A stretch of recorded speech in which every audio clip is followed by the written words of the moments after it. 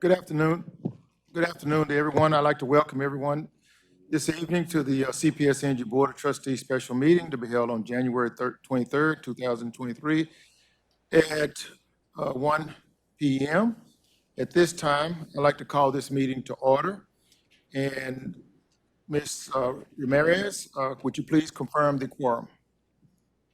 All trustees are present. We have a quorum, sir. Thank you, Ms. Ramirez. At this time, we'd like item number 2, safety message, invocation, and pledge of allegiance. Natalia Lopez. Good afternoon. We first wanted to review the evacuation procedures so that we are prepared to be safe in the event of an emergency. If you hear the fire alarm, follow the instructions announced through the PA system. If asked to evacuate, use the glass door exiting out of the boardroom to the outside. If that door is blocked, use the back door. Verbally alert others in the room and evacuate. Then move to the main parking lot in front of the building or the AT&T parking lot over the McCullough-Brooklyn bridges. In the event of a situation like this, our security team will be monitoring the situation and will notify the appropriate emergency services and team members. We also have employees nearby who are trained to administer first aid if needed. Safety is a top priority at CPS Energy, and while we hope this information is never needed, we want to be sure we are always ready. Will you please stand with me for an invocation?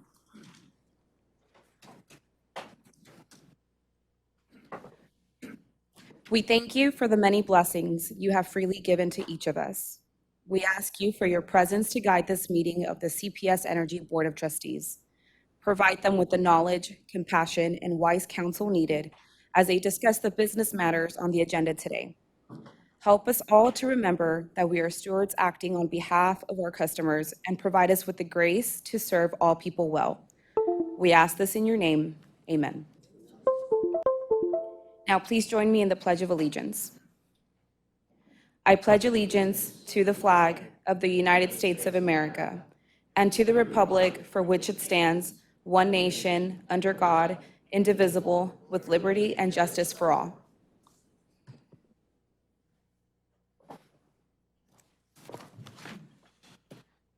At this time, we'll move to item 3, public comments. Ms. Carpenter. Public comment provides an opportunity for members of the public to share thoughts on any of this meeting's posted agenda items. We will invite pre-registered speakers to speak, and they may only address the board on CPS Energy-related business listed on the posted agenda. Speakers should state their first and last name, the organization or group they represent, and the agenda item they are going to speak about. For this meeting, we have 28 in-person speakers. Each speaker will have 2 minutes to speak. Thomas, will you please cue the timer? Our first speaker is Terry Burns, followed by Dorothy Muchigimba.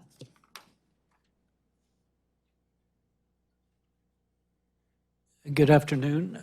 My name is Dr. Terry Burns, a local Sierra Club member, and I first want to thank you very much and applaud your decision to end coal burning in San Antonio at CPS in the near future.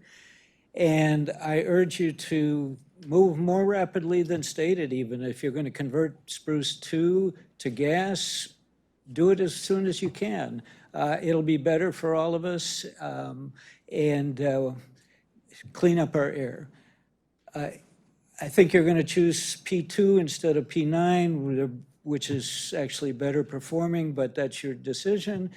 In the meantime, I think there are things that the CRA reports clearly show can help any of these decisions and help us right here locally with our sustainability. And that includes more efficiency programs. The CRA shows that's cost effective. Last year, there was some debate about that. It's clear from their data that you can do more and should do more.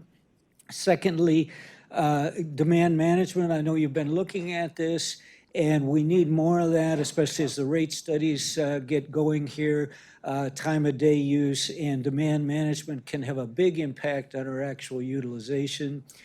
And thirdly, I want to be sure that we push forward with community solar as much as possible, as soon as possible. There was a letter to the editor of the paper this morning from Bill Barker and a nice picture showing solar panels covering a parking lot. providing shade and, of course, a lot of energy. And we need this. We've got thousands of acres of possibility here for San Antonio. This might improve our building cooperation in terms of building efficiency if they can do this in cooperation with you. So please move forward with all of these things, and hopefully you won't even need that 800 megawatt combined cycle gas plant, which you can at least slow walk. Thank you. Thank you. Thank you. Our next speaker is Dorothy Mochigemba, followed by Alexander Papanastasio.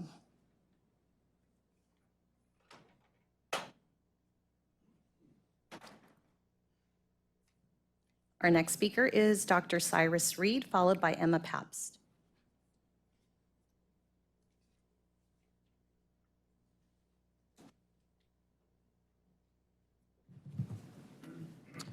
Thank you. For the record, my name is Cyrus Reed. I do not live in San Antonio, as I've said before. I live in Austin, but I'm the conservation director of the Lone Star chapter of the Sierra Club.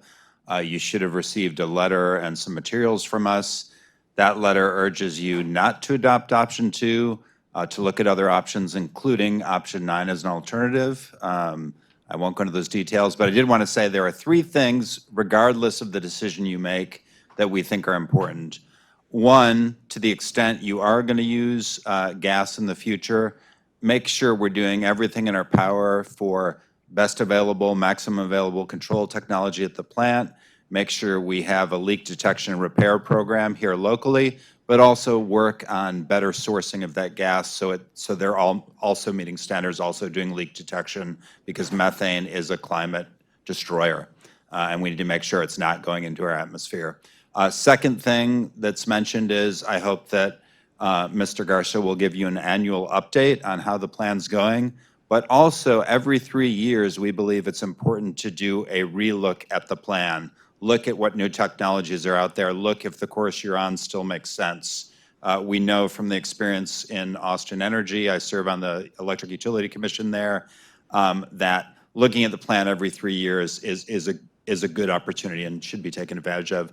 The third is let's go big and take advantage of federal funding opportunities. I sent some information about all that are out there. These are not just for CPS Energies. These are really community-wide, Bexar County, the city of San Antonio. But to the extent you can ask CPS Energy to pursue all those options, it will make whatever option you choose cheaper, and will also expand availability of things like energy efficiency to all people in the community, which again will be a benefit to everyone. And I got 5 seconds and I'm giving it back to somebody else. Thanks.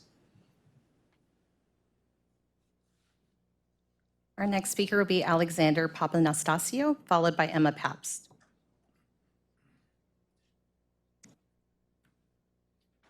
Hi, thank you so much for allowing me to speak with you. I'm Alex Papanastasio. I'm a brain surgeon who works in San Antonio and Bexar County.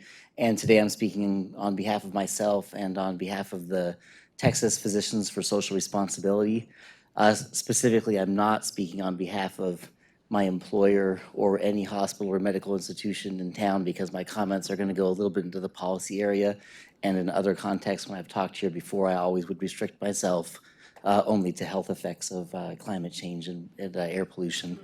But I thought it was really important for me to come and try and share my thoughts with you on this particular topic, as I know obviously many people here have. And first I wanted to thank you all for all the hard work you do for CPS and for our community in Bexar County. And also specifically, I know that many of the protocols or plans under consideration involve moving away from coal as early as 2030, which I think is a great positive. Of course, I, among others, would advocate for earlier, but certainly that's a great milestone to achieve. And also increasing renewables. My understanding is that the plan that was recommended would go from 37 to 47%, so increasing by 10%. Also a great achievement, certainly a step in the right direction. So I really appreciate all of that. The time flies quick when you don't write your comments down. Really quickly, I think we can do a lot more. So the people that I've talked to in renewables think that we can get to 80% renewable without any impact on the concerns we usually have about solar and getting overnight and generators.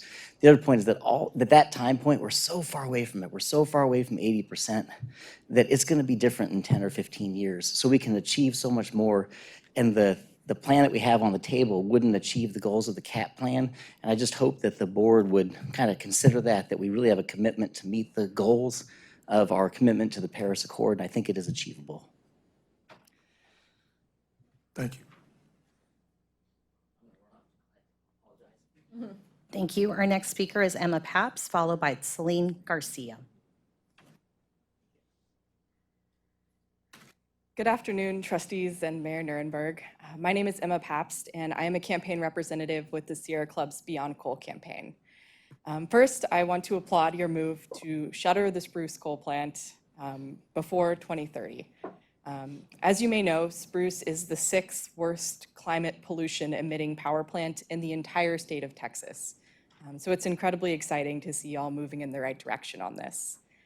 Secondly, I do want to urge you not to convert half of Spruce, aka Spruce Unit 2, to run on fracked gas. Fracked gas is an incredibly damaging climate pollutant. It warms our environment over 80 times faster than carbon dioxide over a 20-year period. And scientists estimate that about 25% of the global warming effects we're seeing today, flooding, heat waves, et cetera, are due to an increase in methane emissions. It's so bad, in fact, that scientists estimate that the eclipse in emissions that the amount of emissions we've reduced from retiring coal plants is actually being eclipsed by methane emissions that grow with our reliance on natural gas. I'm sure you all know that scenario 2 does not follow the goals set out in San Antonio's climate action plan, particularly for 2040 or 2050. That said, I understand that y'all have likely come into this meeting today with the decision already in your minds. And I want to say that no matter what you do, we know things will change in the future. We know that renewables are already the most affordable option available and will only get more affordable as time goes on. The technology too, especially storage, will continue to improve. With that in mind, I want to urge all of you to implement a generation planning process where every 3 years you look at the generation mix that the city has, gas, renewables, solar, storage, all of these things, and consider how we should adapt moving forward. Today, I am not happy if we end up having a gas plant until 2065. But if we can sit back down 3 years down the road and say, hey, things have changed, maybe we should shutter this gas plant a little sooner, that would be great. Thank you. Thank you. Thank you. Our next speaker is Celine Garcia, followed by Jordan Iglesias.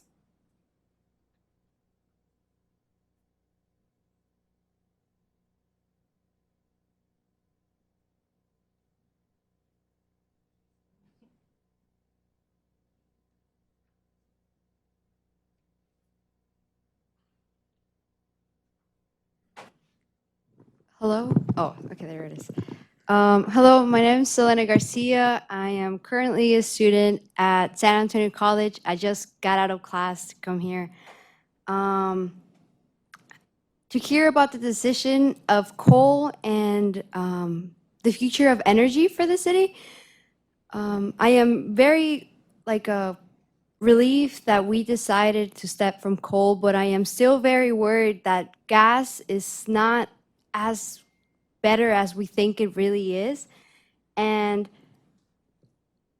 I mean, it comes with lots of chemicals that are not only damaging to people and their health and their organs and cancerous, but it also damages the environment, and it's not a a renewable source. And that's what we need. We need to push forward for a new renewable source, because it's coming to a point where if we don't do something really, really soon, it's not gonna matter in the future if you have plans for it or not.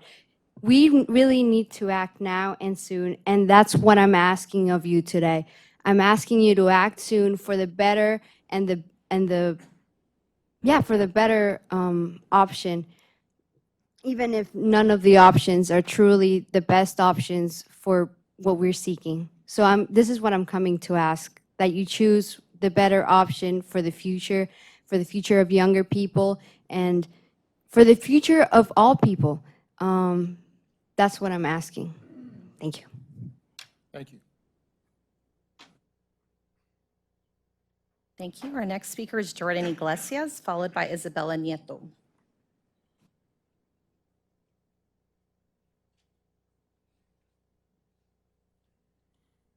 Good afternoon, y'all. My name is Jordan Iglesias, and I am the South Central Deputy Director for the Sierra Club's Beyond Coal campaign, and I'm also a Texan. And I'm here today to say, obviously, retiring spruce is a no-brainer. We have, the issues around environmental impact, human health, economic viability, and we need to get to an energy transition, which is super, super important. The part that is more challenging is what to do after. Do we push for an easy coal to gas conversion, or do we highly invest in renewable energy and storage as a replacement for that facility? I am an environmentalist, and unfortunately, I'm also a realist. So I know when looking at capacity planning, renewable energy, it's not a quick fix. It's not a gas plant you can ramp up and down and turn on as needed. Instead, it's variable and it's unpredictable. But even being those things, renewables and storage are still the right choice. We can't make investments now that we have to pay for decades. A coal to gas conversion doesn't solve our public health problem. It doesn't solve our global warming problem, and it doesn't necessarily solve all of the air pollution problems here in San Antonio. We can make investments now that actually might help us with that and put CPS on the cutting edge of the energy transition. So by investing in renewable energy, storage, and energy efficiency, CPS can lay that groundwork for a clean energy future. So in conclusion, I'm here to urge you, obviously, retiring spruce is a great choice. And in its legacy, please be the leaders on a better energy for the communities that you serve. Thanks, y'all. Thank you. Thank you. Our next speaker is Isabella Nieto, followed by Patrick Garcia.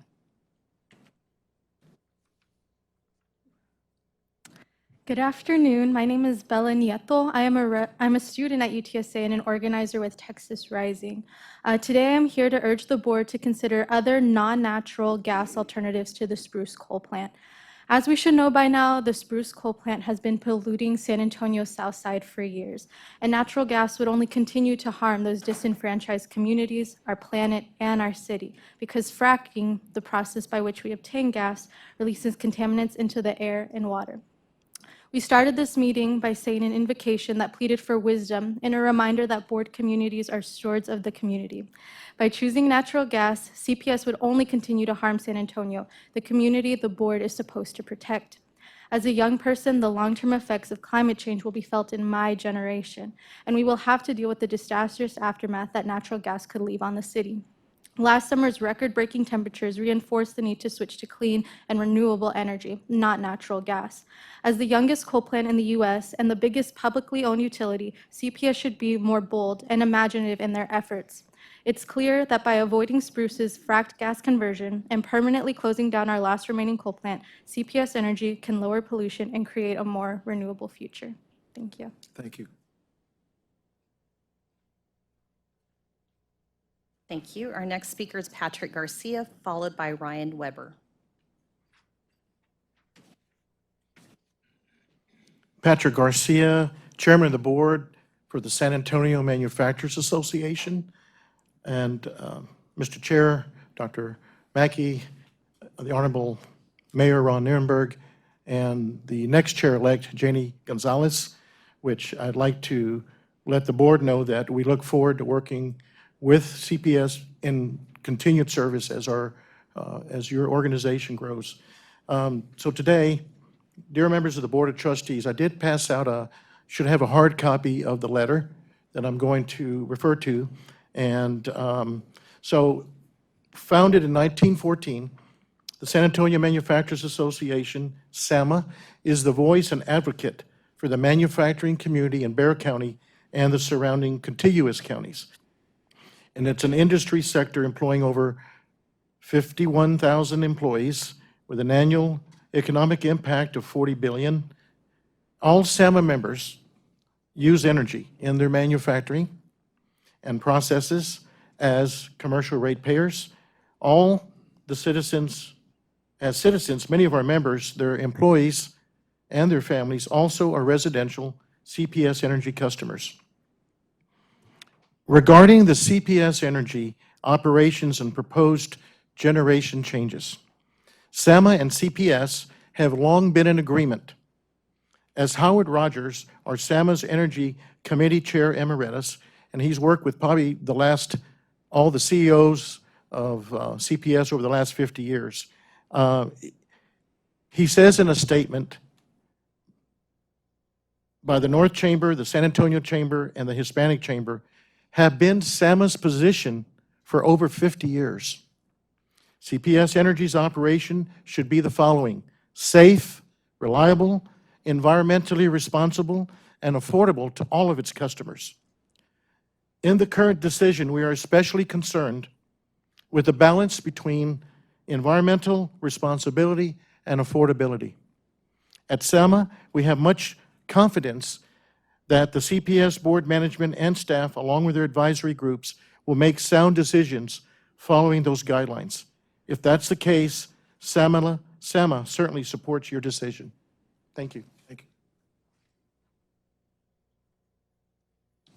Thank you. Our next speaker is Ryan Weber, followed by Alan Montemayor. Thank you. My name is Ryan Weber. I serve on the San Antonio Climate, Technical, and Community Advisory Committee. The committee submitted an official statement to this board and to City Council that commends the RAC process as being robust and transparent, recommends the adoption of Portfolio 9 based on its best overall performance as assessed using RAC-defined community priorities, and points to serious concerns with Portfolio 2, especially in its environmental performance. I'll use the remainder of my time to share my personal comments. Portfolio 9 is the clear best energy pathway for San Antonio. It is the most affordable of all the portfolios considered, not just in the reference scenario, but in every full scenario that was tested. It has a slight vulnerability to ERCOT market rates in certain extreme weather situations, which CPS could mitigate with smart adjustments. And in other tested weather situations, it outperforms even gas-heavy P2. Beyond just cost, Portfolio 9 is superior in that current modeling already shows it is likely to achieve both near and long-term cap targets without promises of untested modifications. It creates the most diverse generation mix of all the portfolios, which Burns and McDonnell say will make CPS more resilient. And it retains enough dispatchable gas capacity to exceed CPS's stated requirements for reliability and system flexibility, even performing better than Portfolio 2 in these categories in many of the years forecasted. Portfolio 9 is the real blend portfolio, keeping robust and reliable gas capacity available in the near term while making the transition we need to a diverse mix of renewables, which CRA's modeling shows will be the most cost-effective sources now and in the future. A vote for any other portfolio is asking San Antonio ratepayers to shoulder higher utility costs in exchange for predicted worse performance. And P2 in particular creates long-term reliance on fossil fuel generation, which will make achievement of even near-term cap targets extremely challenging. Rather than select an underperforming Portfolio 2 and hope that future technology will resolve all its deficiencies, I ask you to select Portfolio 9, the top-performing portfolio, and empower CPS to explore how to improve upon it further, for example, through enhanced STEP and other measures.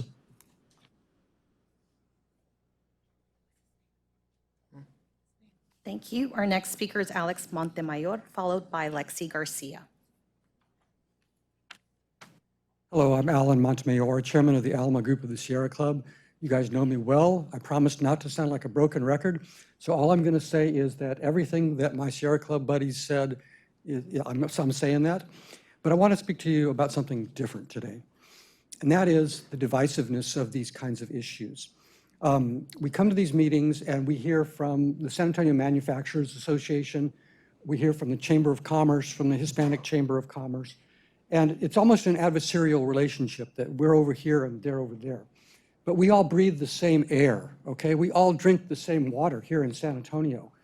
And what I want to do is I want to propose a dialogue between the different groups. And I want to come together on all of this stuff. There is some stuff happening in the environmental community that's worth noting. And that is that faith-based groups and environmental groups and social justice groups are now beginning to band together to speak as a more unified voice. And we want to bring in the manufacturing community, we want to bring in the Chamber of Commerce into this voice, because in reality, we are all working for the same thing, okay? We disagree on the methodology of how to get there, but in reality, we all want quality of life for ourselves, for our children, for future generations. So I really would like to speak to unanimity of purpose in the people here. You, the board, have unusual properties that you can control the direction that we're going to go. You know the responsibility, you know what the right thing is, but you have to balance so many things. So we need to bring the message forward from all of the people, not just the environmentalists, not just the social justice people, not just the faith-based people, but the manufacturing community, the chambers of commerce. We really just need to come together on this and move forward quickly. There is an urgency to this that is becoming more and more apparent every day. And I know that you guys can do the right thing. Thank you. Thank you. Our next speaker is Lexi Garcia, followed by Leo Lopez.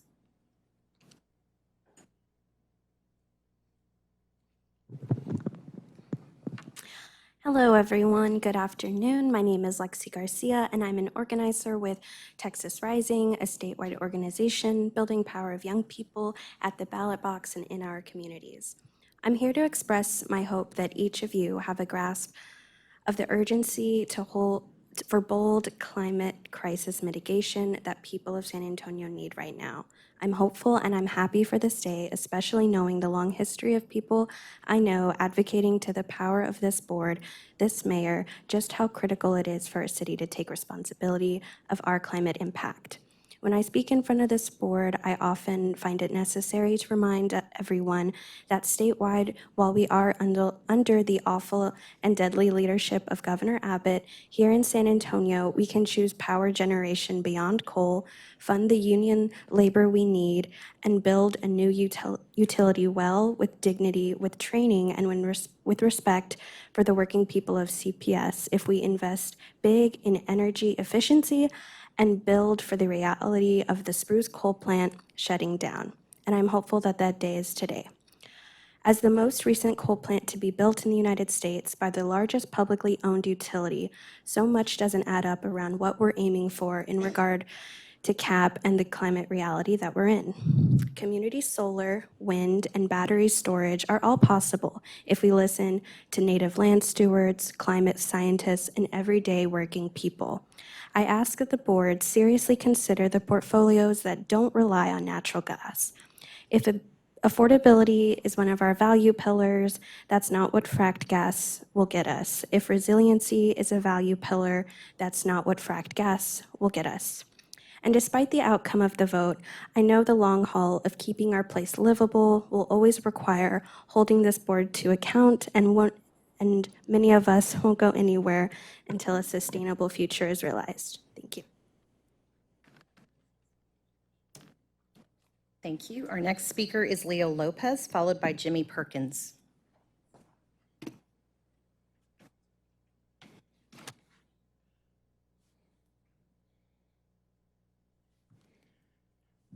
Hello, my name is Leo Lopez. I'm the environmental justice organizer with Southwest Workers Union, and I will be speaking on behalf of at least 137 people that signed our petition to try and keep our city fossil-free. While we are pleased that CPS will be transitioning Spruce away from coal, we will remain vigilant in our fight against the use of fossil fuels to power our city. Frack gas comes with its own set of dangers and costs, whether in dollar amount or in impact on the livelihood of communities near fracking sites. Those impacts can come in the form of, but are not limited to, contaminated water, air, and soil, induced earthquakes, and clogged and damaged roads. There are various reports and studies that showing the impact of fracking and the wastewater created via the entire process. The public health concerns with fracking are not to be overlooked or taken lightly.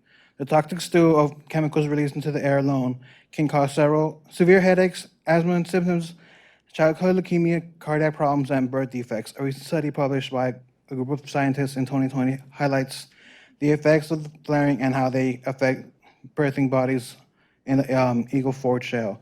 For these reasons, we feel that CPS and the Board of Trustees should be mindful and take any and all risks involved with energy sources into account. Thank you.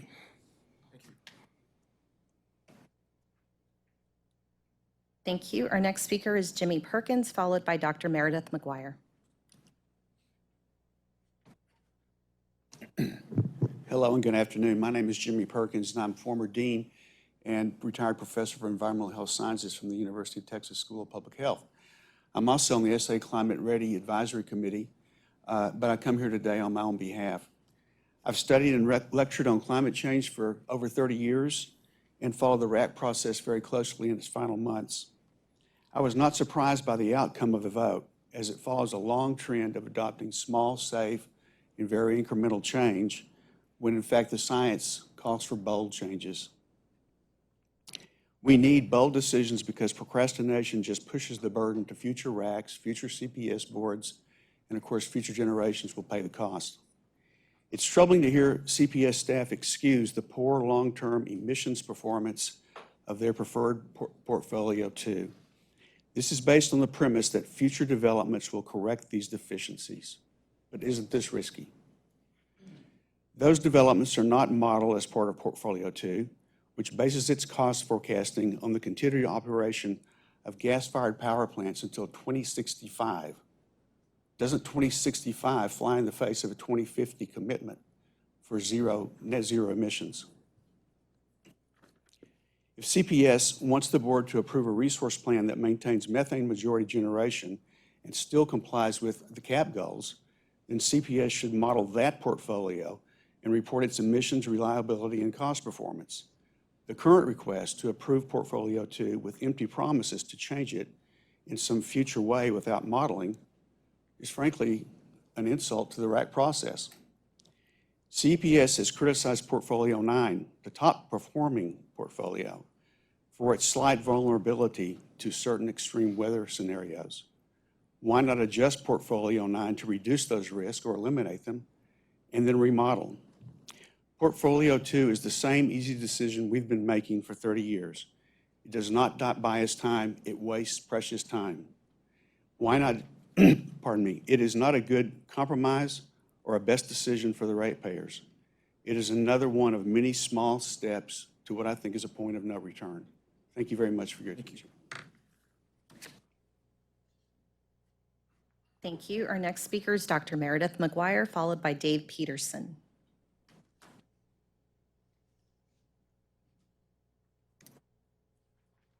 Hello, I'm Dr. Meredith McGuire, former Trinity University professor and active now with the Sierra Club. So I appreciate the previous speaker because he has managed to say some of the things that I would have said. I want to make two big points, but then move quickly into some other things. I understand that there's a lot of concern here about mitigation versus adaptation and the whole issue about how can you, how can you slow something down? I handed out this for you all to see. It's a picture of a microgrid system that I think is one of the biggest improvements that you can go forward on. It shows that we can really reduce the amount of energy that we are using, but we can also have it being produced where it's going to be most effective. So for example, take a look at this, and you're seeing that there's a storm out in the horizon. When they have microgrids going on like this, and I'm sorry, we can't project this for everybody else to see, but I have a few extra copies. Anyhow, the storm can be isolated when you've got a whole bunch of microgrids in the city. And I think that you need to know that Trinity University is considering making our campus a microgrid. In copying what they do in Austin already, UT has a microgrid, and they are able to, with their solar collection, with their battery storage, and their careful arrangements on campus, they are able to withdraw from the rest of the grid when they need to protect their energy. And so I see that we're running slow on this, but let me just say that that is the direction we need to go. And if you don't go that direction, I mean, we need to go the whole city, but the CPS is going to find out that you've invested in a very expensive extra bunch of resources when the microgrids could be producing the resource and actually creating greater, I wrote down the word and I forgot now, resilience for the whole grid.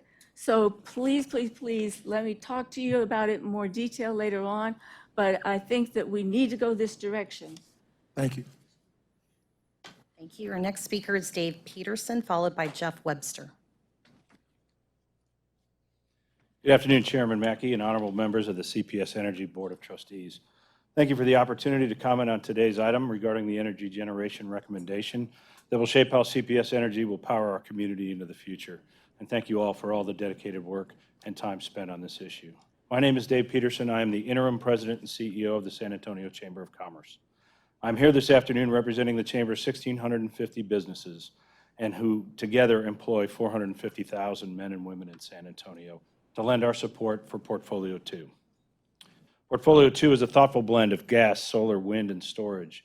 It eliminates coal from our generation mix by 2028, upholding the utility's continued emphasis on sustainability without accepting undue risk of reliance on ERCOT. The Chamber has advocated for CPS Board of Trustee policies that are well-balanced and also maintain affordability, reliability, and flexibility to support the utility's efforts to address the energy infrastructure needs of our community. CPS Energy's most recent rate increase took effect in March of this last year, and the utility will continue to have to look at rate increases. We recognize that this is a must, and so affordability must remain for our taxpayers and our commercial ratepayers a priority issue. A well-balanced energy portfolio must include sustainable energy, affordability with the outstanding debt already in place, reliability with the challenges ERCOT has demonstrated, and stability with known technologies must be given their due in this calculation. Following the February 2021 storm, with $200 million in outstanding debt, and with an understanding that diverse sources of generation create resiliency and stability, we need a well-balanced generation portfolio to provide an affordable and reliable energy supply for our businesses and homes. Portfolio 2 will provide affordable and reliable energy and will support CPS Energy's efforts to meet the increasing demand and maintain financial stability. As the nation's largest public power, natural gas, and electric company, the San Antonio business community has prided itself on CPS Energy's ability to provide safe, reliable, and competitively priced rates, and we are convinced that Portfolio 2 investments will continue that long tradition. We ask for your support of Portfolio 2, and we thank you for your time. Thank you. Thank you. Our next speaker is Jeff Webster, followed by Christopher Mayorga. Thank you.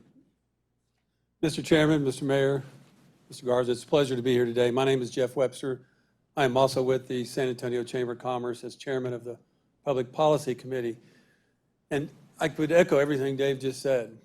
So I'm going to take everything that was written to me for my notes to the side. I'm going to give you some personal comments from my role in this community over the last 30 years. I'm a former San Antonio City Councilman. I represented District 10 for 4 years in the late 90s. I've been a businessman, a business owner. I've worked for large corporations. I've worked in volunteer organizations across this city.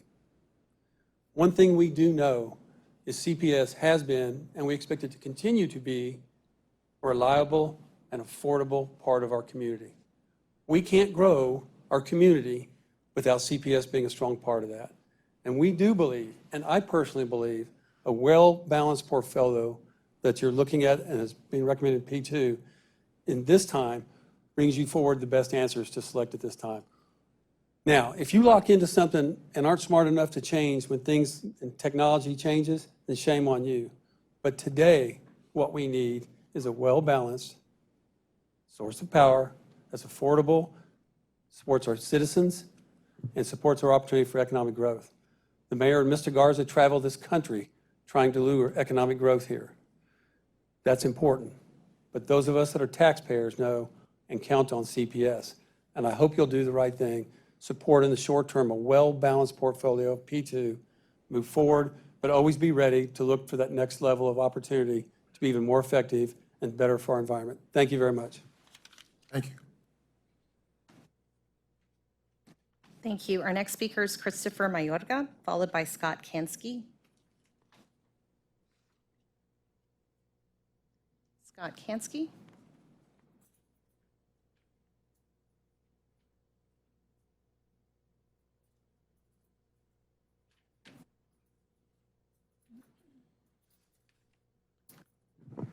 Good afternoon. My name is Scott Kansky, and I'm an organizer with Texas Rising. I'm here today to ask all of you to reconsider the power generation future of San Antonio. As we experience the real-time effects of climate change, it's important to keep both the future and present in perspective. The RAC's proposed power generation plan, Portfolio 2, is a short-sighted attempt at meeting the net zero carbon emission goal at the heart of the Climate Action Adaptation Plan. Its dependency on dirty fossil fuels like coal and frack gas is the antithesis of what San Antonio's demanding. Not only does Portfolio 2 keep frack gas around well into the 2060s, but it costs ratepayers more. Mayor, you're even quoted as saying, "At the end of the day, health is real dollars and cents. Ultimately, what we pay for these portfolios is going to be determined by the environment in which we find ourselves." I do have to disagree with that statement, though. The environment that you all find yourselves in as the wealthy decision makers of San Antonio is significantly different from the environment of those who must live where these dirty fossil fuels are burned and kept. I imagine that nearly all of those in favor of Portfolio 2 do not find themselves living in the shadow of Spruce Coal Plant. Portfolio 2 does not take any direct or immediate action to alleviate the suffering of San Antonians experiencing the negative health impacts of fossil fuel, and in fact prolongs their usage. Even the CAP's Technical Advisory Committee has expressed concern that CPS Energy's recommendations do not reflect our community's values. As a result, the CPS board may not be aware that Portfolio 9 is the highest scoring portfolio when community priorities, as defined by the RAC, were properly taken into account. What strikes me with this statement is the apparent lack of attentiveness to the community needs by our public utility. Instead of embracing the future of clean power generation, there's fear-mongering over the reliability of wind, solar, and battery storage, when in fact coal and frack gas are far more unreliable and volatile than their counterparts. I'm asking that all of you listen to the science and the experts and the community members that have spoken here today. Thank you. Thank you. Thank you. Our next speaker is Dr. Neil Debbage, and Ryan Weber will be reading his comments, and followed by Russell Seal. Thank you. Dr. Neil Debage is an assistant professor of urban climatology at the University of Texas at San Antonio. He's also a member of the San Antonio Technical and Community Advisory Committee on the climate issues. He couldn't be here today. He's teaching class. The CPS board have been informed by CPS staff and RAC representatives that Portfolio 2 will achieve the CAP's 2030 interim greenhouse gas reduction target of 41% from 2016 levels. However, there is limited evidence that this is the case due to differences in the metrics used to evaluate the portfolios against CAP goals. The portfolios were assessed using carbon intensity, which is the pounds of carbon dioxide emitted per megawatt hour produced. The emissions goals outlined in the CAP, however, are based upon total greenhouse gas emissions measured in metric tons of carbon dioxide equivalent. A reduction in carbon intensity does not necessarily equate to a reduction in total emissions. For example, if carbon emissions remain static over time and megawatt hours produced increase, the carbon intensity will decline without any actual reduction in carbon emissions. Comparing carbon intensity with total greenhouse gas emissions is essentially an apples to oranges comparison. Therefore, the projected 44% reduction forecast for carbon intensity by 2030 associated with Portfolio 2 cannot be interpreted as a 44% reduction in total CPS greenhouse gas emissions. In fact, it is not clear from the data made public how Portfolio 2, or any of the portfolios, will perform relative to CAP targets due to these differences in metrics. I encourage the CPS board, CPS, Charles Rivers Associate, and Burns & McDonnell to analyze and make public the total greenhouse gas emissions rather than the carbon intensity associated with expected San Antonio energy demand in order to robustly assess CAP compliance of the various portfolios. This will enable the board to more fully understand portfolio performance relative to CAP goals, since it provides an actual apples-to-apples comparison. Using correct and comparable metrics is imperative to ensure that the decisions and commitments made today establish a foundation for the City of San Antonio to meet our short and long-term climate mitigation goals. Thank you. Thank you. Thank you. Our next speaker is Russell Seal, followed by Dee Dee Belmorris. Thank you, Chair Mackey, Mayor Nirenberg, for allowing us and everybody here to speak and listen so well to things. I cannot believe it has now been 15 years since I first started having conversations about getting a climate plan and becoming an activist. And right at that same time, 15 years ago, and I think Rudy was probably the only one around back then that remembers the nuclear power plant fiasco that we almost went through, and committed to $18 billion plant was revealed to be, it was the $5 billion lie. Our assumptions and CPS assumptions at that time changed around us very, very quickly. We were talking about 70 cents a kilowatt hour for wind at that time and solar. Those assumptions have drastically changed. And now these new, as in your documents, they're our cheapest power source. So again, making a decision today is something. It is important, and it's a very hard decision to move forward, but doing something is important now. We've waited too long to make any major changes. Yes, you've shut down the Dirty Dilly coal plant and made a step programs and a lot of other things done, but there's still a lot on the table that hasn't been done. As the previous speaker was talking about demand management, we have hardly moved on that. Our homes, the latest figures I heard is 200 kilowatt hours a month more per home than Austin Energy. We have not done nearly enough about demand management. As these new virtual power plants, the generation planning, the rate structure committee going forward, we have to come up with plans to address the individual users' amount of energy. Smart resources, virtual power plants, rate structures that enable battery generation. I have all the bells and whistles except batteries, because you do not have a rate structure that enables to leverage my dollars to put that into your works in your system.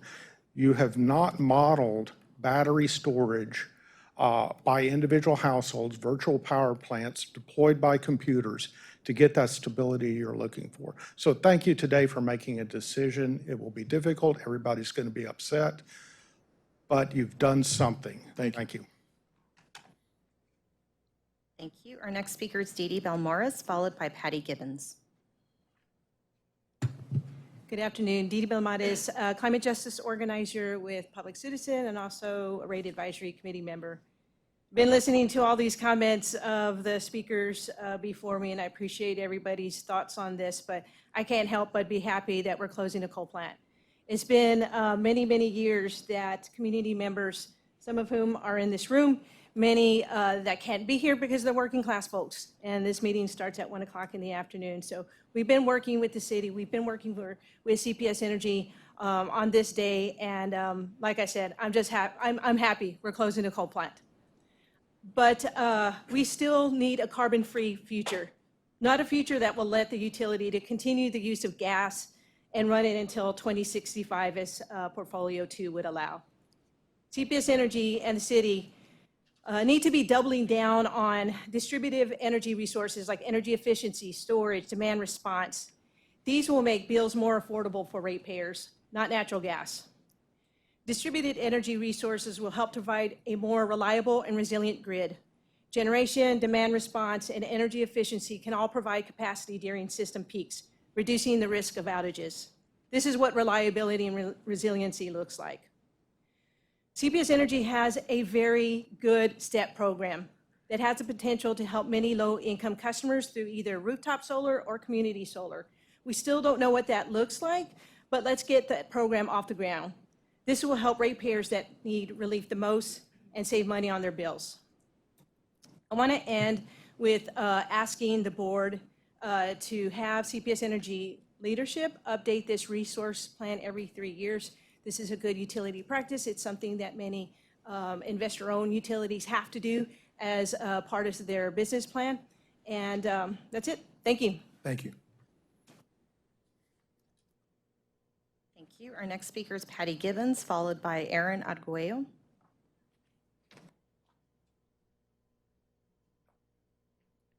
Good afternoon. My name is Patty Gibbons.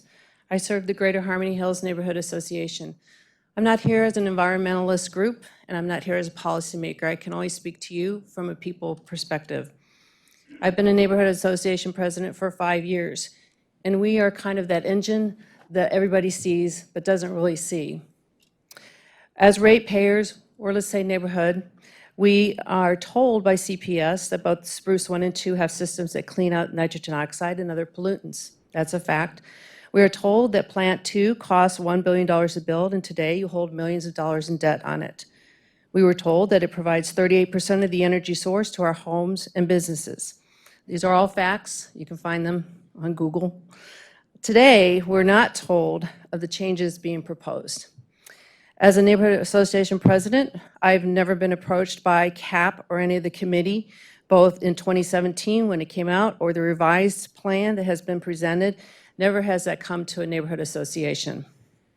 I've never been approached by CPS on any of the options and the plans that you're reviewing today. So no one in the neighborhood knows what you're talking about unless they're really digging deep and finding out. So I would agree with Alan that yes, bring the message forward to openness and transparency into your neighborhoods. Affordability, I would say, in a neighborhood is going to be the pillar that's on their minds. We are ratepayers who aren't here today, so we hope that you'll understand that their voice still is there. The young families, the senior citizens, and the small businesses that surround us. So I ask that City Public Service consider us carefully on the cost of the change. I appreciate Jeff Webster's priorities of reliability and affordability, and I'm certain members of Greater Harmony Hills and other neighborhoods concur and can only hope that these will be your priorities as well. Thank you. Thank you. Thank you. Our next speaker is Aaron Arguello, followed by Diana Lopez. Good afternoon. My name is Aaron Arguello, and I'm an organizer at Move Texas, who I speak today on behalf of. But I'm also a CPS Energy ratepayer and a member of the Climate Ready Equity Committee. I'm here today to encourage you to vote for the energy generation portfolio that will bring us closest to our city's CAP goals and protect the health of our most vulnerable neighbors, which I do not believe to be Portfolio 2. While energy and press fervor has coalesced around Portfolio 2, this plan falls profoundly short in terms of meeting city-approved CAP goals and ensuring a healthy and sustainable future in San Antonio. While shutting down coal is a great first step, investing in fracked gas is still a commitment to destructive fossil fuels and an unsustainable energy source whose high pollution rates were not given proper consideration during the resource planning process. In addition to harmful environmental and health impacts, fracked gas also carries with it a volatile price tag, as we experienced during extreme weather events of the last couple of years. It also puts polluted frontline communities at odds with energy consumers around the state, and we owe communities near fracking operations solidarity by opposing environmental sacrifice zones. Hopefully, these contradictions in policy are pressed on as elephants in the room, and no one loses sight of these ongoing problems beyond today.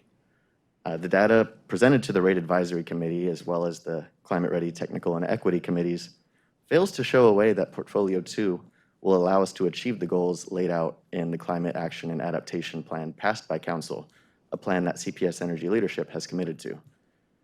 As good public utility practice, I also ask that CPS develop a plan to regularly update their resource plan, preferably every 2 to 3 years, to ensure that whatever plan is voted on today, it can be brought up to date with ever-changing technology, research, and pricing as we transition towards a more sustainable future. Thank you for your time. Thank you. Our next speaker is Diana Lopez, followed by David Archibald.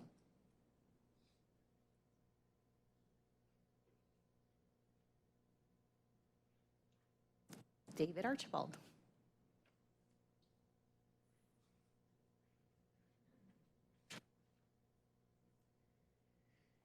Good afternoon, folks. Heartfelt thanks to you all for all your civil service to San Antonio.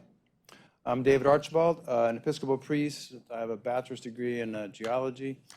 Every time my congregation sees me put on a black jacket, they think I'm either going to a funeral or to a board meeting here. So I represent the Diocese of West Texas, the Episcopal Church, and their Creation Care Committee, also part of a Climate Reality Project. I do understand that CPS and the board is likely moving towards Portfolio 2, and that energy mix, it is a step forward, but the burning of natural gas, as we've said, means we're barely going to make the 2030 targets, and we're going to blow away the 20, 40, and 50 targets. Those benchmarks, they're not really simply suggestions or guidelines. They're backed up by the United Nations IPCC analysis, United States National Climate Assessment, and our own San Antonio CAP goals. And so we know burning natural gas is only 60% better than burning coal. So I would like to implore the board to, yes, close the Spruce number 2 plant, and yes, go beyond coal, but simultaneously also already move ahead to how we're going to transition off of natural gas. I want the board to do 2 things at once. Because if the natural gas is going to be a bridge fuel, it has to be a bridge to somewhere. So if we're going to move off coal to get to gas, we have to already now move from gas on to renewables.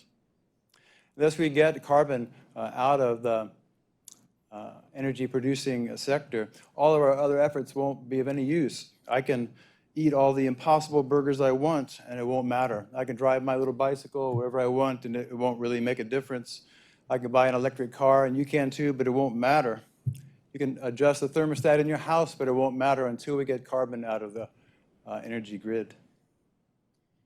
So, here's one last closing analogy. Remember how NASA, we had planted a man on the moon. We started off with Apollo 1, but there are many other missions to come after that. I'd like us to take that same analogy. We're headed towards the moon and not just circling the planet in orbit. Thanks very much. Thank you. Thank you. Our next speaker is Sandra Crocker, followed by Denise Gutierrez-Homer.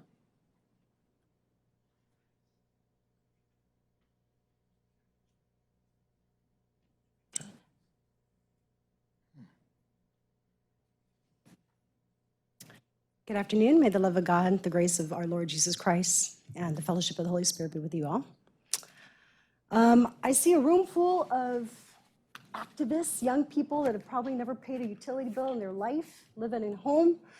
I see a lot of corporate shills with an agenda, specifically marching towards the UN agenda, as a father here highlighted. And there's so many things in this conversation that are left out. For example, what's the cost-benefit analysis of this? I want to see it. I haven't seen it. Where's the community? I don't see the community. These policies are going to hurt the people that you claim to care about the most, the Black and poor people, brown people. All right, you say you're down with the cause? No, everything you do hurts us. You're raping us with their property values and electricity bills. People are like committing suicide. They're losing their minds because they don't know how they're going to make it. They're working 2 and 3 jobs. Yeah, unemployment might be down because everyone's got 2 or 3 jobs. You are supposed to be stewards of our resources. These resources belong to me. This is my land. This is my ancestral land. And we have a sovereign right over that. And we have no say in it. You guys just make all the decisions and everybody did not suffer during the freeze. Your building was on. Lights were on while people were freezing in their homes and their shacks on Montezuma Street on the west side in their Spurs blanket and their white socks and chanclas. And people in Terrell Hills in their sleds and drinking hot chocolate by the fireplace. We did not suffer alike, and we don't. Because every single one of your policies hurts poor people, first and foremost. Also, not to forget, if coal and gas are dirty, then green energy is filthy. And let's not forget the lithium and uranium mining that's going on ancestral land in Utah right now. People, they're mining. That's slave labor. They're using all these people they're bringing across the border. That is the expansion of slavery, just like the Democrats did under Andrew Jackson. No different. Thank you for your time. Thank you. Thank you. you. Our next speaker is Denise Gutierrez Homer, followed by Era Marin. Good afternoon. I've been writing down some notes as I've been listening to some of the speakers. I am Denise Gutierrez Homer. I live in D2 on the east side of San Antonio with my clinic on the south side in District 3. So I'm well aware of the poverty and the urban poor that would be impacted by this decision. So I would like to remind the board that our northern neighbor of Georgetown, Texas, proudly boasts that they are entirely a green energy city. Yet they too were negatively impacted by the freeze and lost power. They too had to use ERCOT, so costly that they had to vote in a $45 million bond to pay back their outstanding bill. Georgetown is a green city of only 75,000 people, compared to us in San Antonio, the 7th largest city, let alone CPS serves the surrounding area of Bexar County. So I'll remind you of our own CPS president, Rudy Garza's letter, May 23rd. It states part of the letter about it being equitable, affordable. So is it really? I ask you, is it? Not for one of the urban poor. They do not have the income to add solar panels to their homes, nor will their existing landlords see the profitability in doing so. Safety for our community was widely discussed, that many urban poor relied on natural gas to keep themselves warm and families fed. I live in D2. I heard those stories firsthand. Sadly, the reliability of CPS fails with both the electric and saws. My family and my clients were affected, negatively impacted, with some of my clients actually losing their life because their machines could not be hooked up to their medical devices. Not prepared for such a freeze with CPS. We are now relying on one plant after you all closed the Dilley plant. We weren't prepared. We do not have backup, enough to meet our needs.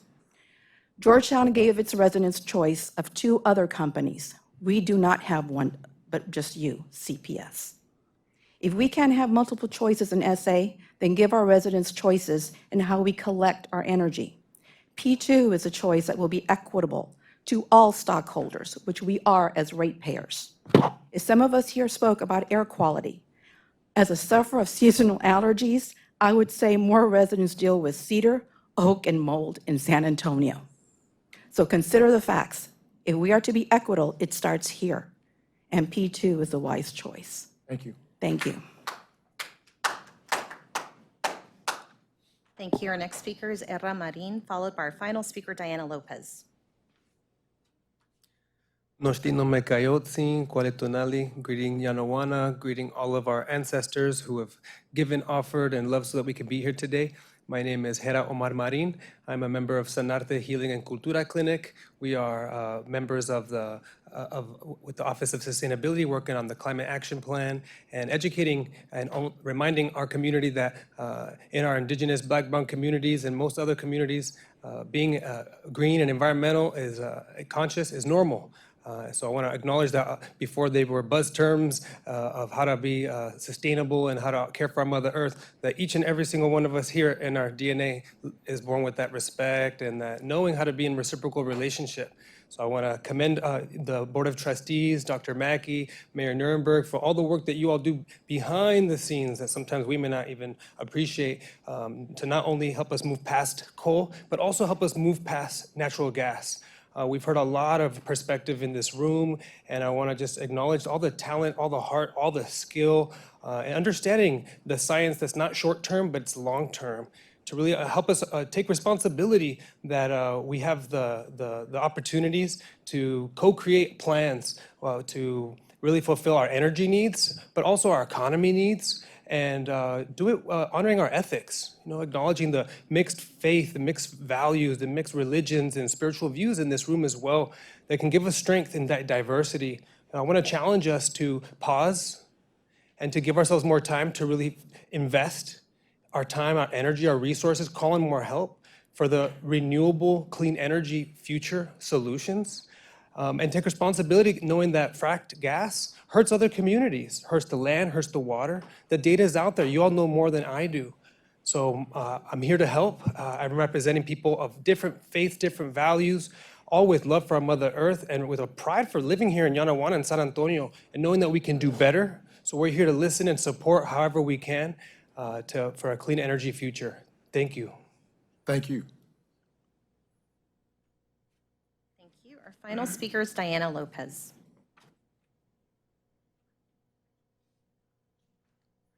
Buenas tardes, good afternoon. I made it just right on time. Thank you for being open to changing some of the processes so that there could be community folks speaking and the signups. I'm here with our climate justice organizers here in town who have worked hard for the past few years to really make this a public process. And I think that's an important piece around this is as a ratepayer, I live in District 2, and I also work in District 2. I work with an organization called Southwest Workers Union. And our work is really understanding and making our community better. And part of that is really getting to know workers, some of the struggles that they're facing, and some of the people that we speak to and speak with are having a lot of trouble in terms of just remaining in their houses. And part of that is because there's an energy debt. And we've worked really hard to fundraise and to be able to cover at a certain percentage to ensure that people have not only a healthy living, but also are remaining in their homes and aren't affected by eviction. So I'm really glad that we're moving and urge us to move away from all fossil fuels as they affect our communities and workers, and particularly birthing bodies the most. I grew up near Port San Antonio, and part of the primary issues was underground water contamination, right? And now we're facing new issues related to fracking and the amount of trucks, trains coming through the community. And that's part of when we talk about protecting our community, we're talking about the whole life cycle of a certain energy source. And that's something that should be considered not only for now, but future generations. And so I commend our climate justice organizers for really building and including us within this conversation. Thank you. Thank you.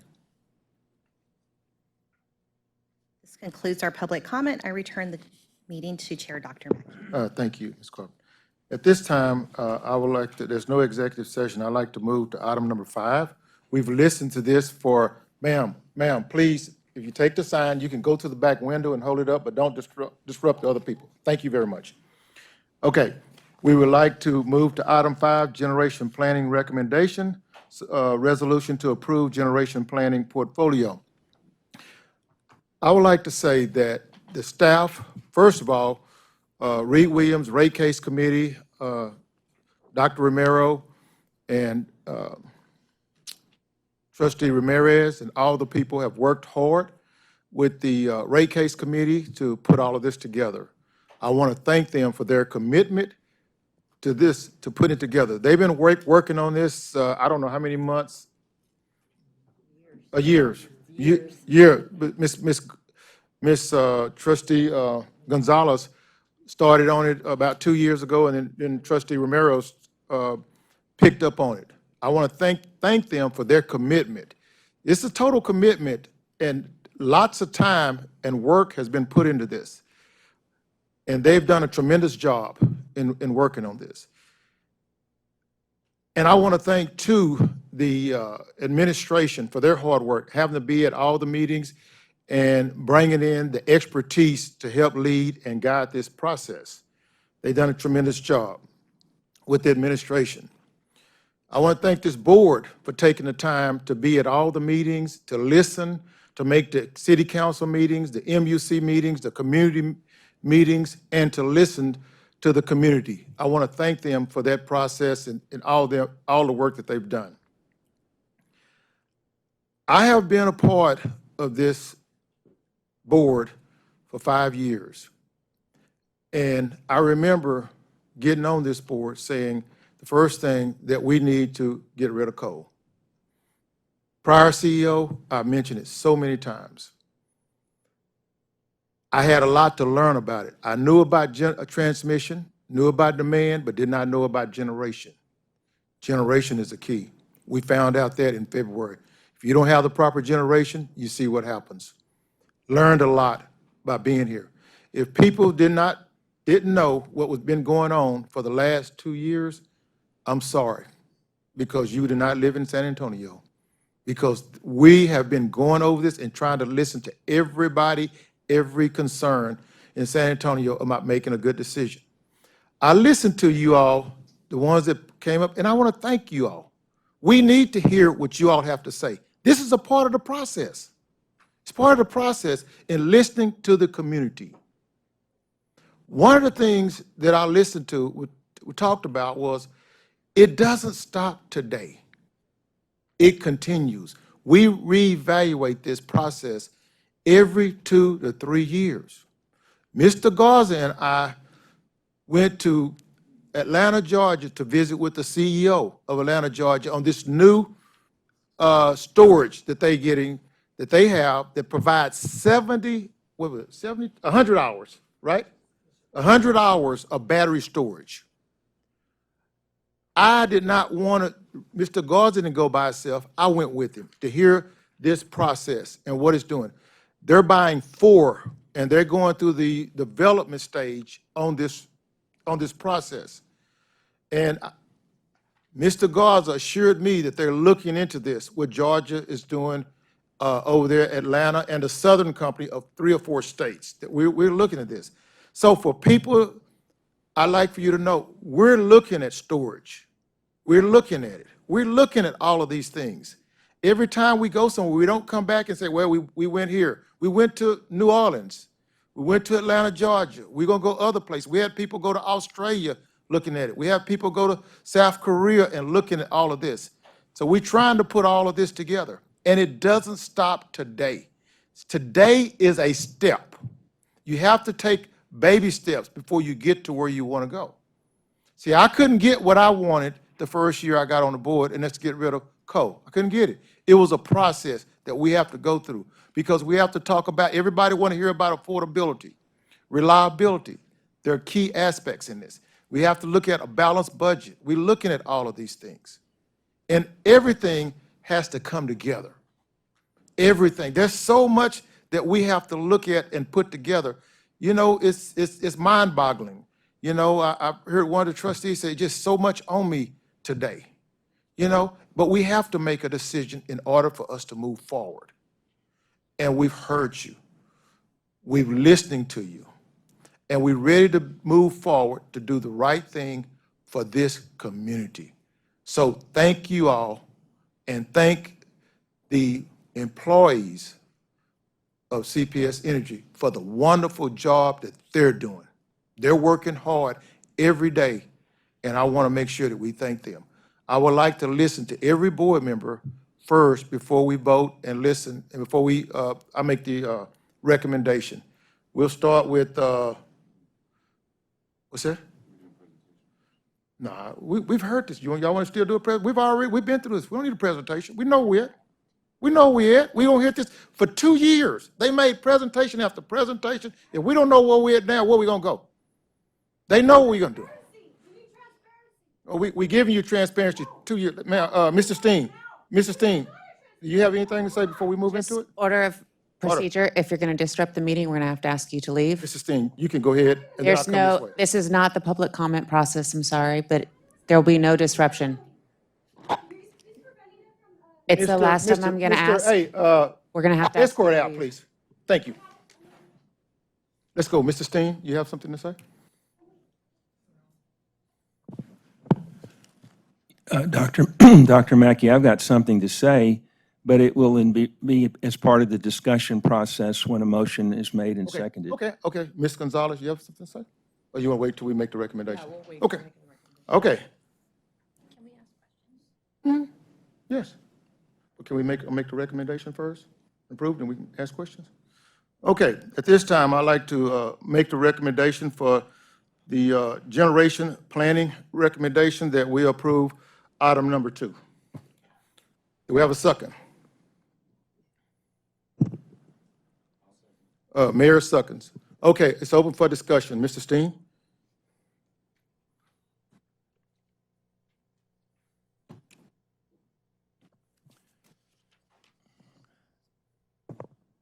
So, Ms. Ramirez, these remarks are, because you've asked me to do this, they're related to Agenda Item 5, which is Generation Planning Recommendation and Portfolio Resolution.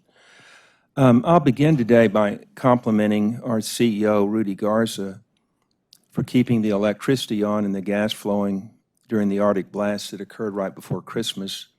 That front brought strong north winds and plunged temperatures into the upper teens, and because of the commendable preparatory work of Executive Vice President Benny Etheridge and his team, we were ready, and the problems that arose were relatively few and manageable. So, Mr. Garza, kudos to you on that score. Let me pivot to the purpose of today's meeting, which is for the board, following up on the presentation received at our last board meeting, to consider our rate advisory committee's advice and our CEO's recommendation on generation planning. Again, I want to lead with something positive, which is that I certainly appreciate all the time and energy our volunteer RAC members have put into this effort. I especially want to acknowledge former City Councilman Reed Williams, I think he's here, for the outstanding job he's done chairing the RAC. Anybody who's interacted with Mr. Williams knows that he has all the qualities of an ideal RAC chair, ethical and civic-minded. He's a subject matter expert who elicits from his fellow committee members strategic thinking, innovation, and action. So, Mr. Williams, are you here? Yes, he's back there. Good. Thanks so much for all your hard work to date. Thank you very much. My remarks today focus on affordability. That is our customers' ability to pay for service, which has purportedly been one of the major considerations of the RAC and its outside consultants as they've grappled with generation planning. It should come as no surprise when I tell this board that I consider the financial health of CPS Energy to be alarming. To touch on some points I've been raising at meeting after meeting over the past year, as of November 31st, 2022, our past due receivables continue to exceed $200 million, and this despite our CEO's assurances that they'd be under control by the spring of last year. 20% of our residential customers are at least 30 days past due on their CPS Energy payments. There's no sign that this intractable problem is close to being resolved, and our CEO's remedial efforts don't seem to be working all that well. Looking at our fiscal year 2023 Tier 1 metrics, management has now declared that 4 out of the 16 metrics are quote-unquote unrecoverable, meaning that overall we're headed toward a fair or average score at the end of our fiscal year on January 31st. CPS Energy's Tier 1 metrics are often referred to as our report card, and it looks like the company is going to get at best a C. But what I want to draw particular attention to is the fact that one of our 4 unrecoverable metrics specifically gauges residential customer satisfaction. This metric is based on quarterly surveys by Escalent, a national survey research firm. Quarterly scores are averaged to come up with our annual performance metric. In fiscal year 2021, our score was 83.2. In fiscal year 2022, that score dropped to 78.9. I'm not sure who determined our target for fiscal year 2023, but it was set at 79. To repeat, our goal was to get to 79, an improvement of 0.1%. Even with this extremely modest and frankly unaspirational goal, we're on track for this number to be 73.4 by the end of this month. I'm citing these numbers to demonstrate with data that we're currently experiencing a significant affordability issue with our customers. Put simply, our customers are financially stressed and many have reached their limits, and could the signs be any clearer? And yet, in the first quarter of last calendar year, a base rate increase of 3.85% was implemented. In May of last year, CPS Energy had the opportunity to ease the pressure on its customers by pausing the STEP program, which was a 10-year program that staff announced had reached its goal 2 years earlier. Because this STEP charge, or what some have dubbed the STEP tax, represents an average of 3 to 4.5% of a customer's bill, suspending the program would have, for many customers, essentially negated the 3.85% increase implemented March 1st. Granted, there would have been a lag, but this would have happened. Nevertheless, it was decided to plow ahead with it, notwithstanding that I, a plurality of the RAC members, and 3 city council members favored a pause. I've confirmed by reading the most recent reports of our credit rating agencies that the management has been representing to them that CPS Energy is anticipating 5.5% base rate increases early in calendar years 2024 and 2026. I understand that these 2 additional rate increases are also embedded in all the financial projections management has been presenting to this board. Furthermore, I've heard management refer to what's being called the, quote, every 2-year plan, unquote, meaning that they're anticipating additional rate increases in early 2028, and let's see, 2010, and so on. Anyway, every 2 years. And by the way, please note that before the last year's rate increase, we had gone 8 years without one. A major reason for this, I believe, was aggressive cost cutting. So before I move directly to the issue at hand, generation planning, let me detail some extraordinary expenses CPS Energy is facing in the coming years. First, CPS Energy is still dealing with the ongoing impact of the aftermath of Winter Storm Uri. For this, I direct you to a recent San Antonio Express News article written by Diego Mendoza Moyers, where he discusses the nearly $17 million we paid to 8 law firms and a consultant for fighting bills for natural gas and electricity bought during the storm, accusing the vendors of price gouging. CPS Energy spent about $850 million purchasing abnormally high-priced natural gas and electricity during Uri, roughly the amount typically spent for these items in a year. Per Mendoza Moyers, 16 of these lawsuits have been confidentially settled while litigation continues with Energy Transfer and Energy Products over $357 million in natural gas bills. Second, CPS Energy is grappling with an enterprise resource planning, ERP, issue that's reaching a perilous point. ERP refers to a type of software that organizations use to manage day-to-day activities such as accounting, procurement, project management, risk management, and compliance, supply chain operations, etc. Unbelievably, our current complex ERP ecosystem is over 22 years old. Over 22 years old. Think about that for a second. And our vendors have told us they'll cease supporting it in 2027. So we must complete this transition in the next 4 years, and it will cost hundreds of millions of dollars, perhaps more than $300 million before it's done. We only have to look at the recent meltdown of Southwest Airlines to appreciate where complacency in this area might take us. Southwest had been slow to adopt new technology over the decades, and look what resulted. So we have no choice here. Third, as I mentioned at our last meeting in regard to our pensions, because of the dismal returns we've been getting lately and my concern about the economic headwinds we're facing in the years ahead, we should lower our actual rate of return from 7% to 6.75% and then be poised to reduce it further.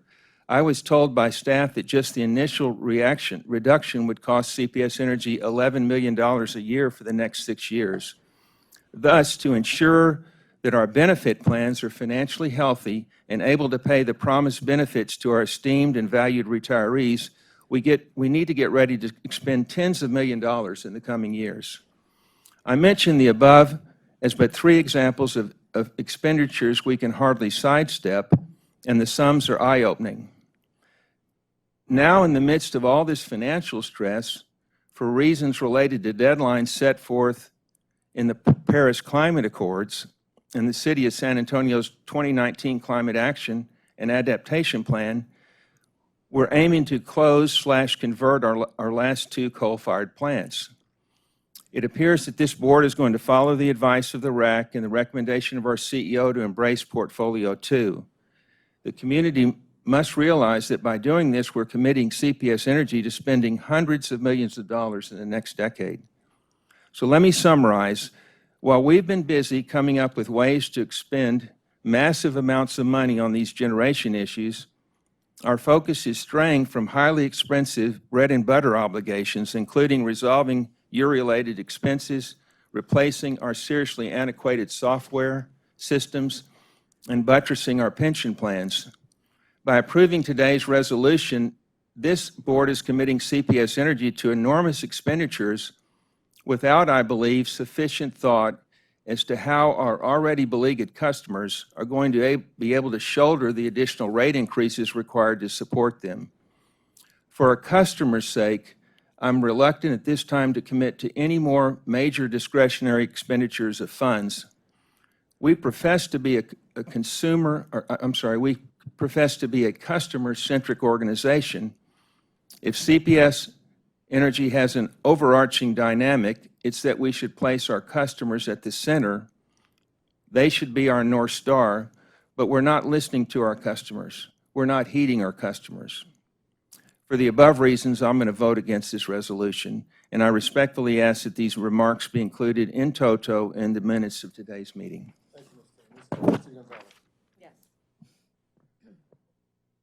My comments won't be as generous as Mr. Steen. But on the vein of what Mr. Steen's concerns are, I don't think anybody as a trustee is not concerned about cost. And sometimes I question, citizens. We have a diverse representation here. It's almost impossible to please everyone. But what I will tell you, though, is that I didn't join CPS for a title, for the stipend that we get. It's mainly because the first memory I have as a little girl, as the oldest of 5, was walking into CPS, or at that time Bear Met. I was raised in District 4, and I live currently in District 7, the poorest district, 78207. So for those of us who think that we all live in gated communities, the answer is no to that. Where am I going with this? As the oldest of 5, I never remember CPS denying my mother making payment arrangements. So I struggle sometimes when I hear, well, we're dying, we can't meet our bills, people are losing their homes. I think all of that is true. I witnessed that growing up. But I also know this company is good to the community. All you have to do is sign up for payment plans. All you have to do is show up to a customer service. Now, it's not possible for everybody. I know it's not possible for everyone to do that because they work, they have 2 to 3 jobs, or a single parent. I understand the complexities of what it is to struggle in this city. But there are ways. This company is committed, has been committed. Case in point, my mother doesn't name drop me. She never mentions that I'm a trustee. She was struggling to meet her bill recently. She's on a payment plan. She called. She got assistance. So I know that the assistance exists. And where am I going with this? It goes back to my commitment to you, for all of you who have spoken. Even my commitment to my colleague to my right. He's a conservative. I'm a conservative. I'm a business owner. Every penny counts. I'm a mother. I've put my kids through college. Every penny counts. All of it counts. And I respect his passion, and I know where he's coming from, and I respect everybody's perspective. But I know this one thing. At the end of the day, what you get from me will be to continue to work with our CPS Energy CEO, our mayor, and the staff, and my fellow colleagues, whether we agree or not. And that is to strike a balance to mitigate our environmental impacts while coming together with many of you in this room and outside this room. The advisory committees that we have, the individuals, the Sierra clubs, the students, the teachers, everyone who shows up. During this transition, you will have my ongoing commitment to reduce and offset our carbon footprint with an agile approach, knowing that we work within a bureaucracy, that we know that everything's politicized, but we will still have an agile mentality towards it. Leveraging P2, I think, is one of the best ways to demonstrate that. Again, a strong potential to meeting the objectives that we also desire. Revisit the resource plan, whether it's 2 to 3 years. Explore proven technology, continue to invest in energy efficient programs, identify suppliers and vendors with high quality standards. At the end of the day, we're here to modernize the grid, to fully value again the renewables that we discussed so much, that is wind, solar, battery, any other potential renewable. At the end of the day, you have a new board, you have new leadership, and all of us coming from different perspectives are committed to getting the job done. It's got a cost, but we are committed to get the job done. On that note, I want to thank my colleague, Dr. Francine Romero, who's done an excellent job. She has worked tirelessly. It took us a good amount of time to put that committee together. I think everybody who has served has done a really good job. And I trust her opinion, and I value her opinion, just like I do many of my colleagues who are here. So thank you, Dr. Romero and RAC, for all your outstanding work. Okay.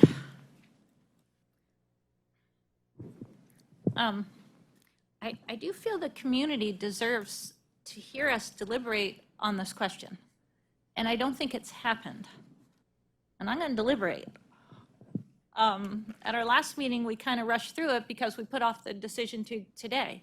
And then today, it's almost like, oh, it's all been pre-sliced and pre-packaged and wrapped in plastic. And I have questions. So I am going to dig into some questions, and whatever staff member can answer them, if that's okay. That's okay. I had 2, but now I have 4 because of questions that were raised by the public. I guess I'll start with the one that we all got a handout on. I had asked staff over the weekend to address something that I had noticed that was concerning me and hadn't really spent a lot of time thinking about before, which is that P2 and P4, which is the scenario where we keep both spruce plants open until 2065, in 2040 have the same emissions intensity. And I've been looking at the answer really quickly that they gave us, and it is kind of making sense, but I thought maybe it was getting at some of the points that Emma Pabst raised. And so, Benny, I'll just turn it over to you to explain this. So again, I am concerned because we've talked about P2 bringing us to a better place with emissions, but when you look at the chart for 2040, P2 and P4 are close to the same. P2 is better, but they're very close. Yes, ma'am, that's better. Something's not. P2 and P4 are close by 2040.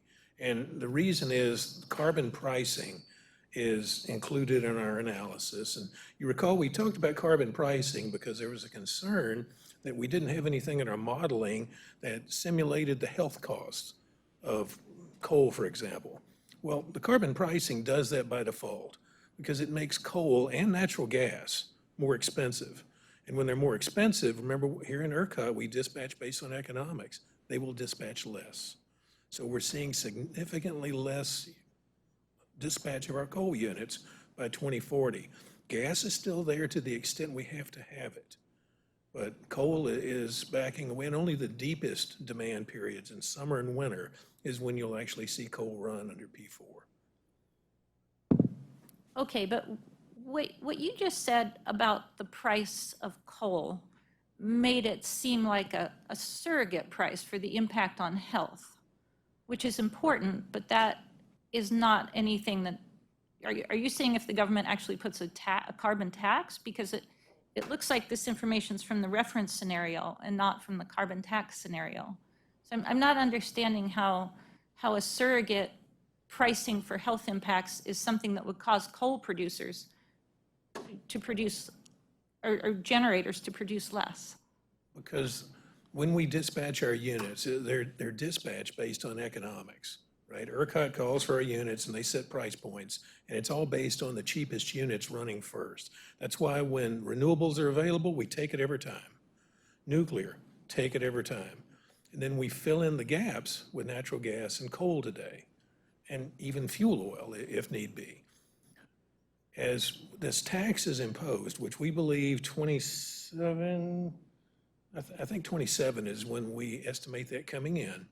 When that tax is imposed, it will increase the cost of every megawatt generated by coal by a certain amount and about half that much for natural gas. So the megawatt of electricity we would get from the coal plant is going to cost more. It won't be dispatched to produce as many megawatts. So it's just straight up economics that's causing those units to run less. Okay, that's what I needed, just to, you're basing on an actual tax. Yes, ma'am. Okay. Something I've heard from the community about a question about reliability that I would like to get answered here today is this concern that we can do all we can to protect ourselves with reliability, but if others are not doing the same and ERCOT starts mandating rotating blackouts, that all we've done to protect reliability will not help us. So can you address that? Dr. Romero, again, we're all part of the ERCOT system. So anytime there's, supply does not match demand, the way that you course correct to ensure the stability of the grid is you have rolling outages. So just, kind of easy numbers. San Antonio is 7% of the ERCOT market. So if we're 100 megawatts short, that means that we've got to give back 7 megawatts worth of demand to balance things out. So the real kind of critical factor in how you manage that risk is, we had a couple issues going on during Uri. Not only were we short 20,000 megawatts, but the price of natural gas increased 16,000 times. So you had two factors that were impacting you. Under normal circumstances, it's really, do you have enough power to cover your own, your own obligation? And so that's really, when we talk about managing risk, it's if wind isn't there, if solar's not there, if a gas plant goes down, do we have enough, so that we're not buying power at the, cap? Now, the state has kind of course corrected on the price cap, moved it from 9,000 megawatts, dollars a megawatt to $5,000 a megawatt. So the risk has been lessened for all market participants. But our goal in that moment, when the market is short, is to have our obligation covered. And so, yes, while we would have to experience rolling outages because of the way the system works, we can shield ourselves from not having to buy power on the market because we have our own resources. Okay, thank you. My third question is if we could address some of the comments that were read on behalf of Professor DeBage about the apples and oranges between the emissions intensity and total emissions. I'm probably not. Okay.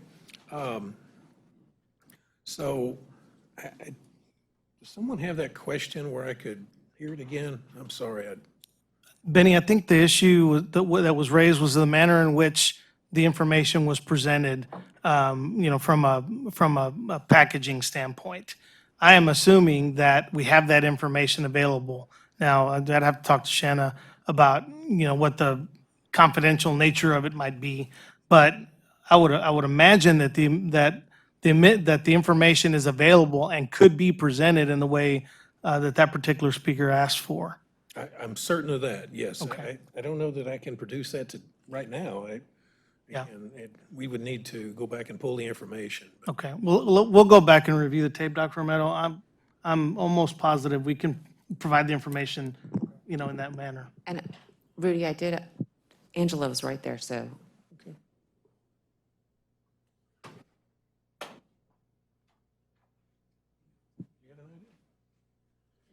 Well, this is Pat Augustine. I'll just take the question from a contextual perspective, and then Angela may have some more color from a reporting perspective. I think the comment is correct in the sense that the emission rate per megawatt hour will decline at a different rate than the raw tons of CO2. So the data that we provided as part of the scorecard was done on a per megawatt hour basis. So if the load of CPS Energy is growing, the denominator is increasing, which it is, and the generation of your portfolio is increasing over time. The rate of change between that metric per megawatt hour and just total tons will be different.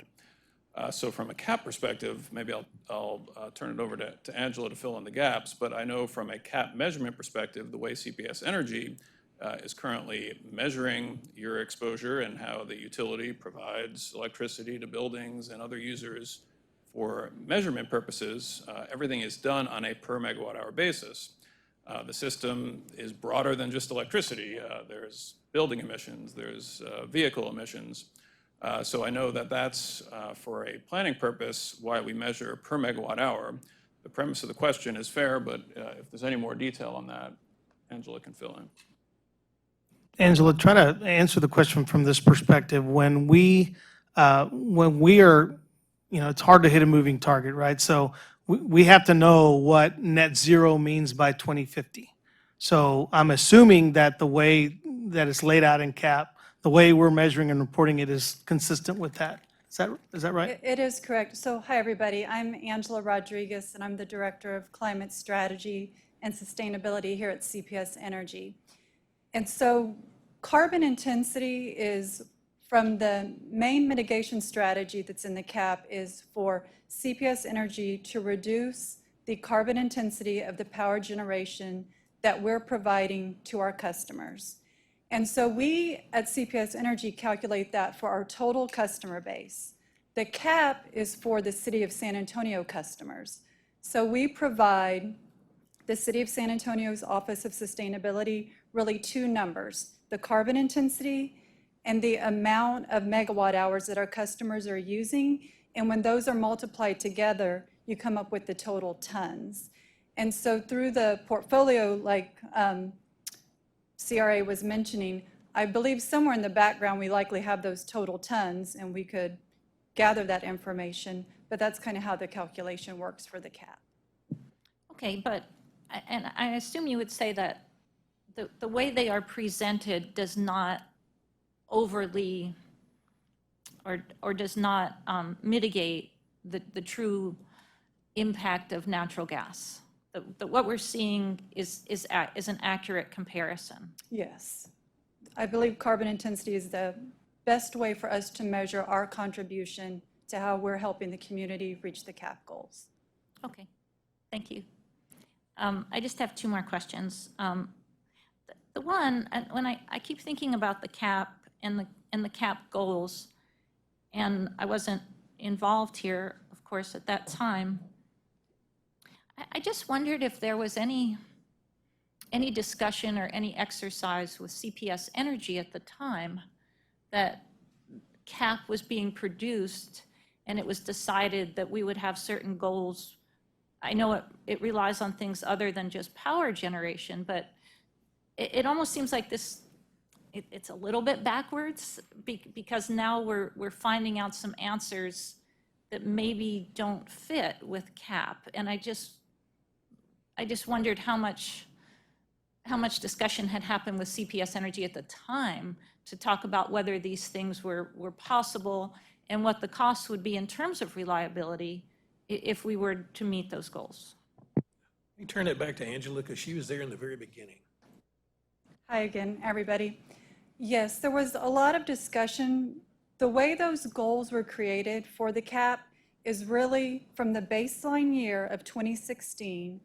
We took our total community emissions, and if you just draw a straight line out to 2050, this is the path you'd have to move along to get to net zero by 2050. With the understanding that life is not that simple and it's not going to be a straight line, it's going to be more like this, but we all want to be moving in that downward, trend. And so these are the milestones along the way, the 41% reduction by 2030 and the 71% reduction by 2040 that will set us along that path to 2050. And so each strategy in the CAP, the day that City Council approved CAP in October 2019, those were not like rules or compliance ordinances that were set in place. They were things that through community discussions like this, they would be talked about more for their technical feasibility, the cost to the community. So that's all happening now. Thank you. That's really helpful to say it that way because I think in some ways it's been presented as here's CAP and CPS Energy is failing to follow it, and that's not accurate. This is my final question. It's the simplest one. I was hoping we would hear from Reed Williams today, but we may need to, but I think I can summarize. Reed had spoken last time and at RAC about with P9 that he saw a lot of challenges in getting to the wind generation that would be required for P9 because of challenges with eminent domain and other. There's a lot of challenges to renewables linked to land use. So I actually wanted to read, if I have that wrong, let me know. But I also just wanted to ask CPS Energy staff if they agree with that assessment, because that's not even built into P9. P9 is just saying, assuming you get all this wind, here's where we are. But Reed has said that there may be a reason to question that. So I think Reed has explained that well in the past.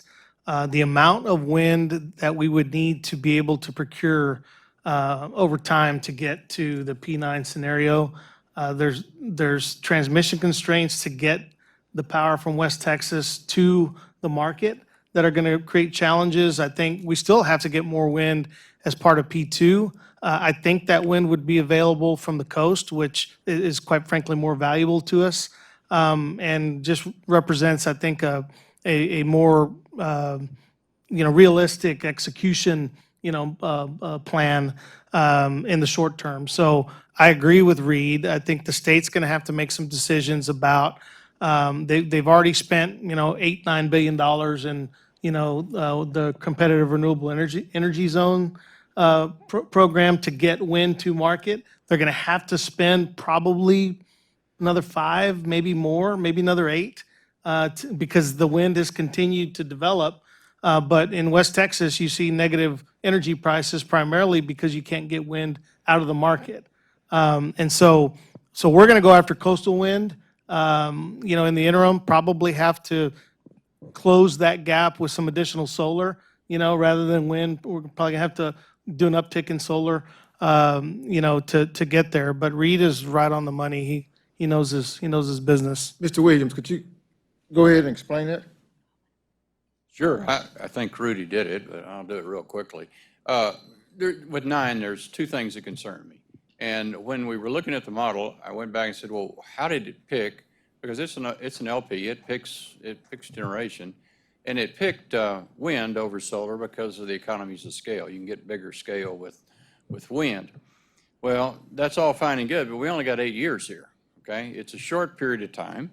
It's, and again, you just have to spend a little time around Austin to realize how much people are against the right of eminent domain, even for something as important as this. It's gotten to be, since we built the last transmission lines, it's got to be a real issue with the farmers and ranchers and the landowners. Now we've got a lot of absentee landowners that don't want to see that. So I believe in 8 years, it's a very difficult thing to accomplish. I'm also, and I'll just say it, I'm concerned that we're going to be able to accomplish all of the wind in 2. So maybe we put that kind of to the back, and in the front, we do what people are talking about, and that is we look at the community solar. We have people waiting in a line to use their capital to help us, as Mr. Steen said, so that we don't have to raise the capital to put the community solar in. We avoid the transmission cost, which is what people typically call a location differential or a niche. And we put it in our grid so that we can control it. I'm just a much fonder person as far as solar right now. It just fits. And wind is just getting to be so difficult to transmit, and it's getting expensive. And we can avoid that cost. And we've got people that want community solar, and I believe it's something that we can do. And I'd like to see more solar in P2 than wind in P2. And I'd like to see us do more solar, community solar, quickly. It makes all the sense in the world. And we've got land here, and we can find it, and we can get people that'll actually buy the panels. We maintain them. You get this economies of scale from community solar. And it's something that we need to do. Thank you. One of the last speaker, Mayor, you go ahead. I still have comments, but I don't know. I thought you said it was your last one. It was my last question, but I have comments. Go ahead. Sorry. Okay, these are my comments. I'll try and make it fast. I just want to thank the entire environmental community because they've been a really important infrastructure piece in this.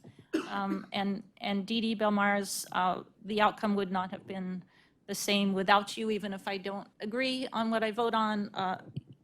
Your input was really, really important. I wanted to thank all the students attending here and watching online, including some of mine. Thank you for coming today. I guess just personally, my dad grew up in Northumberland County, Pennsylvania, which is the anthracite region, and got out as fast as he could. For me to be here today voting on some portfolio that gets us out of coal means a lot to me, and it's sort of amazing. As I said at the December meeting, I believe that both adaptation and mitigation are crucial. In my opinion, adaptation is a pressing concern right now that deserves attention in this decision today. I do recognize that supplanting mitigation with adaptation is ethically questionable. I've been reading a lot that Greg Harmon has written. If you're interested, there's a really good interview with Professor Michael Mann on earth.org talking about some of this, how climate doomism or focusing solely on adaptation can be as dangerous as climate denialism. And I do agree with that. There's always a trade-off between adaptation and mitigation. It's not just a choice in which to invest in, but rather that adaptation can actually undermine mitigation efforts. In other words, protecting ourselves from the impact of climate change often results in our actions accelerating its impact in a positive feedback loop. I will note that sometimes people call this a negative feedback loop, and that's not right. While it may seem counterintuitive, it is technically called a positive feedback loop or a reinforcing feedback